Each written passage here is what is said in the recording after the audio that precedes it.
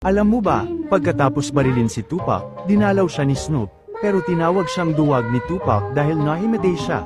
Akala ng lahat makakasurvive siya.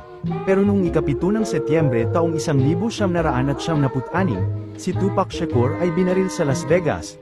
Gabing yon, dumalo siya sa laban ni Mike Tyson sa MGM Grand, kung saan siya at ang kanyang grupo ay nakipagbugbugan kay Orlando Anderson, isang miyembro ng Southside Crips, bilang ganti sa isang naunang insidente. Nahuli ng surveillance camera ang Ramble, pero naglakad palayo si Tupac. Hindi alam na nilagdaanan niya ang kanyang death warrant. Si Orlando, napahiya, ay muling nagtipon kasama ang ibang miyembro ng gang.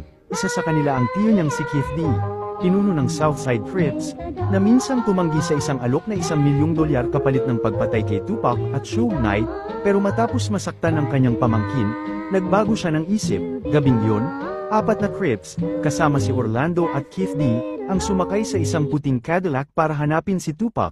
Nakita nila siya sa isang intersection. Si Tupac ay nasa passenger seat ng itim na BMW na minamaneho ni Suge.